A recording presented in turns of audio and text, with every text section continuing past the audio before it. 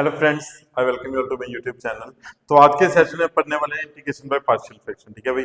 तो partial fraction से integration कैसे होती है, देखो अगर मैंने कोई भी फंक्शन ले लिया 1/x-3 × x-4, ठीक है, किसके रिस्पेक्ट में करेंगे भाई, dx के रिस्पेक्ट में। ठीक है, तो पार्शियल फ्रैक्शन का सबसे पहला रूल क्या कहता है कि भाई जो न्यूमिनेटर है उसका डिग्री डिनोमिनेटर से कम होना चाहिए।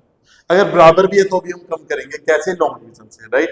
बट ऊपर का डिग्री हमेशा कम होना चाहिए नीचे से। ठीक है, अब इसको करना क्या है, इसको लिखते कैसे हैं, ध्यान से देखना। अगर मेरे पास ये वाला फंक्शन है भाई, इसको मैं क्या लिख सकता हूँ, 1/x-3 × x-4।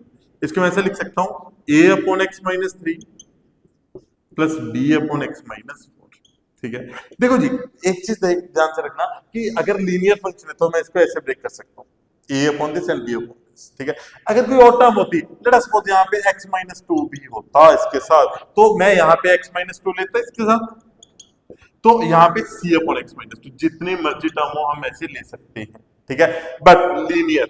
ठीक है, और जो भी अगर क्वाड्रेटिक आएगा, क्यूबिक आएगा, उसके लिए हम अलग मेथड करेंगे। ठीक है, ये चीज लिख लिया जी हमने। चलो तीन टर्म के साथ कर लेते हैं। अब करना क्या है, इसका एलसीएम ले लो भाई।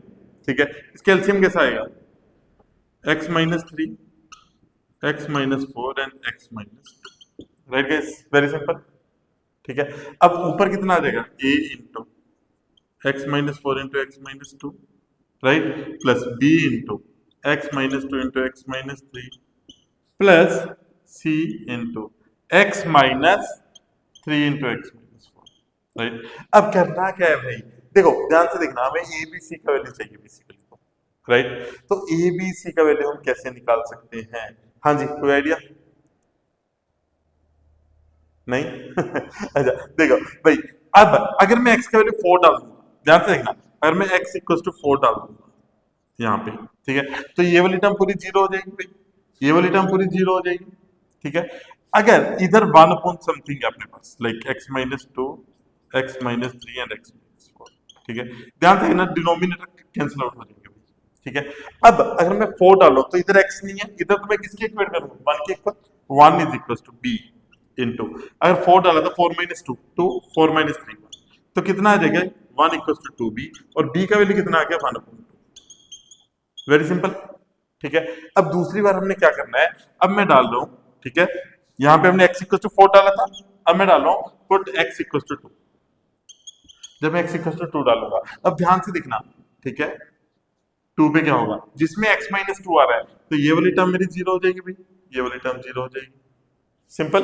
ठीक है, तो यहाँ पे कितना आएगा, 1 = c इंटू 2 - 3 -1 2 - 4 -2।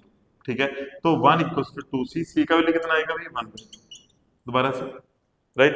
अब मैं फिर से क्या करूंगा, अब x का वैल्यू क्या डाल दूंगा मैंने क्या डाला, पहले 4 डाला, फिर 2 डाला, अब एक 3 का फैक्टर x का वैल्यू 3 डाल देंगे भाई। ठीक है, पुट x = 3। अगर मैं x का वैल्यू 3 डालता हूँ तो मेरा कौन सा टर्म जीरो होगा, ये वाला टर्म जीरो हो जाएगा भाई, ये वाला टर्म जीरो हो जाएगा। ठीक है, तो 1 किसके इक्वल आएगा, a इंटू 3 - 4 -1 3 - 2 कितना आ जाएगा भाई, अब 1 आएगा यहाँ पे, ध्यान रखना भाई। तो a का वैल्यू कितना आ गया जी, -1। abc का वैल्यू आया अपने पास। ठीक है, सिंपली यहाँ पे पुट करेंगे, ध्यान से देखना।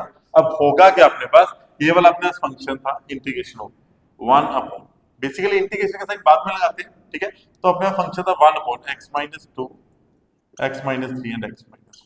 ठीक है भाई, तो अब a का वैल्यू कितना है, -1 अपॉन x-3 प्लस b का वैल्यू कितना है, 1/2, ओके, 1/2 इंटू x-4। ठीक है, और c का वैल्यू भी 1/2 है, प्लस 1/2 इंटू x माइनस कितना आ जाएगा, सिंपल है, बहुत सिंपल। अब इंटीग्रेट करना था, ये वाला फंक्शन को हमने इसमें कन्वर्ट कर लिया, सिंपली इंटीग्रेट कर दो भाई। इसका इंटीग्रेशन तो सबको आता ही है, इसको अलग अलग भी इंटीग्रेट कर सकते हैं, कर देते हैं। इसके इंटीग्रेशन के लिए क्या करना पड़ेगा अपने को, देखो -1 बाहर आ जाएगा, कांस्टेंट है भाई। ठीक है, अब x-3 का डेरिवेटिव ऊपर पड़ा है, dx। ठीक है, तो कितना आ जाएगा, log of x-3 प्लस 1/2 बाहर आ जाएगा, log of x-4 प्लस 1/2 फिर से बाहर आ जाएगा, उसका डेरिवेटिव ऊपर पड़ा है, log of x-2, राइट। अब इसमें कुछ मिसिंग है, क्या मिसिंग है भाई, plus c, right. So this was the method of partial fraction. ठीक है, तो पार्शियल फ्रैक्शन से अगर नीचे फैक्टर्स हैं हमारे पास, ठीक है, तो आप इजीली कोई भी मेथड सॉल्व कर सकते हो। Right? So that was it for today, right? Thank you everyone, have a good day.